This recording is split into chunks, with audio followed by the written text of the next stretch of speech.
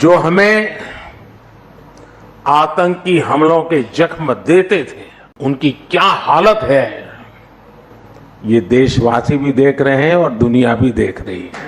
सरहद पार से दहशतगर्दी मजीद बर्दाश्त नहीं। वजीर आजम शहबाज शरीफ ने दो टोक ऐलान कर दिया।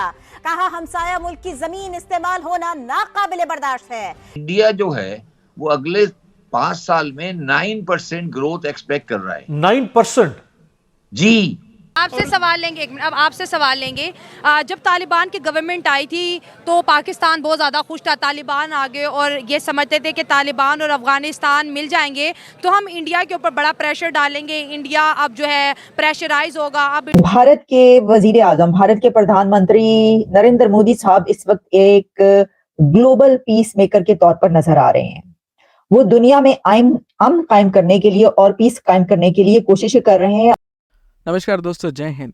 टीटीपी से परेशान होकर पाकिस्तान ने टीटीपी के कुछ अड्डों पर आतंकवादी हमले समझकर हमला तो कर दिया, पर तालिबान की तरफ से कड़ा सा कड़ा जवाब आएगा ऐसे पाकिस्तान को पूरी की पूरी अपेक्षा थी।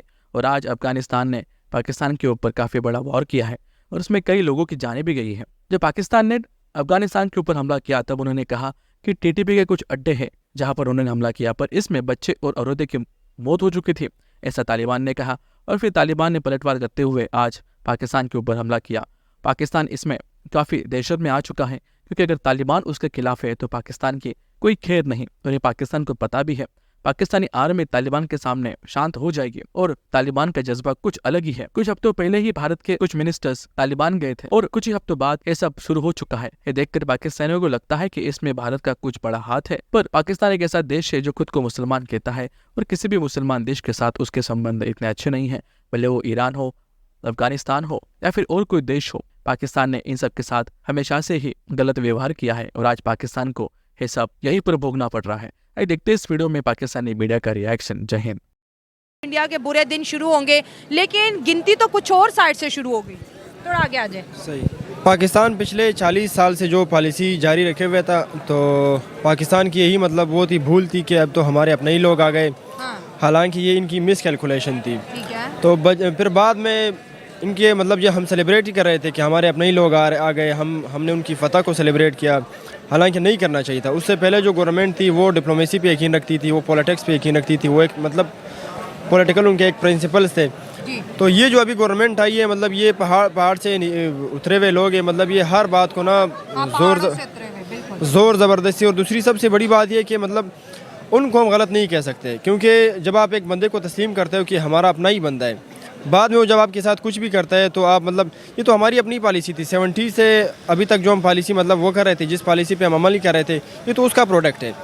तो इस पूरे मसले का जो हल है, मैं जो जिस तरीके से उसको समझता हूँ कि जब तक ये जो फॉरेन पॉलिसी, इसको जब तक हम पार्लियामेंट में नहीं लेके आते, जब तक ये किसी मतलब ए पॉलिटिकल हाथों में, तब तक ये मसला इसी तरह चलता रहेगा। सर, इंडिया की बात बहुत ज़्यादा अहम यहाँ पर रहती है कि इंडिया और अफ़गान के जो ताल्लुकात हैं, जब वहाँ पर डेमोक्रेसी थी तब भी बहुत बेहतरीन थे, तालिबान के साथ भी बड़े बेहतर ताल्लुकात हैं और तालिबान इंडिया को अपना बड़ा भाई समझते हैं, हर तरह से कोशिश कर रहा है कि किसी न किसी तरह हमारी जो टाइज़ हैं, ये जो हमारी बायलैटरल टॉक्स हैं, वो इंडिया के साथ शुरू हो जाएँ। आप उन दो कंट्रीज़ के रिलेशनशिप को किस नज़र से देखते हैं?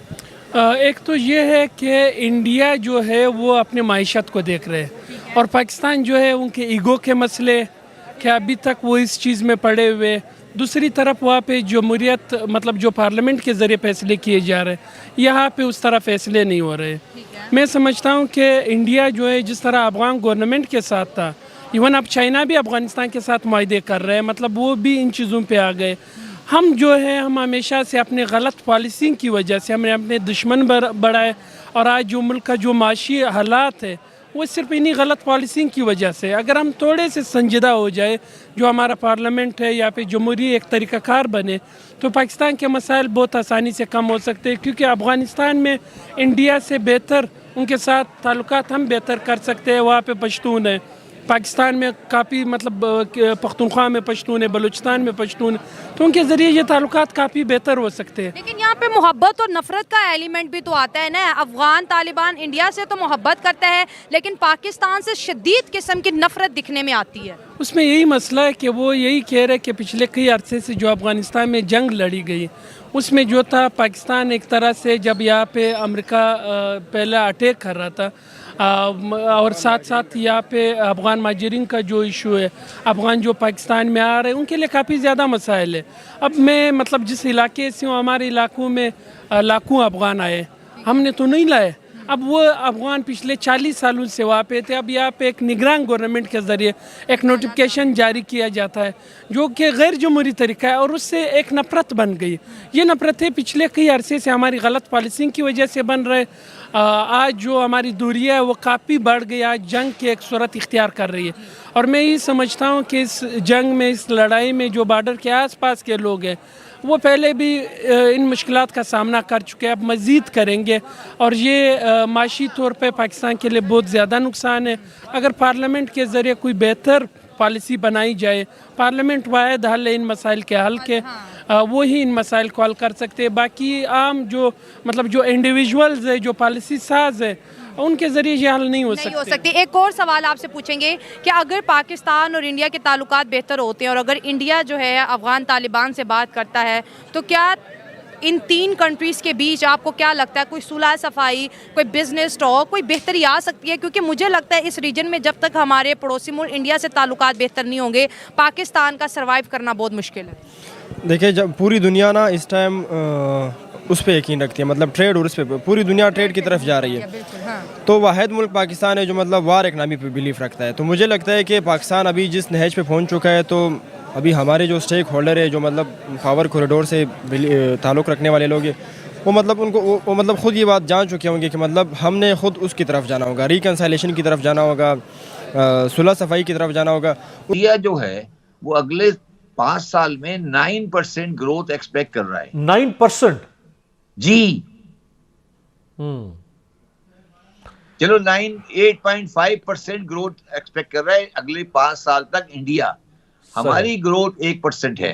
तो मुझे ये, आप लोग ये सवाल क्यों नहीं करते कि पाकिस्तान की ग्रोथ 1% है, इंडिया की 9% है। चलो 9 को छोड़ो, 7, 8 कर लो, 7 कर लो, 6 कर लो।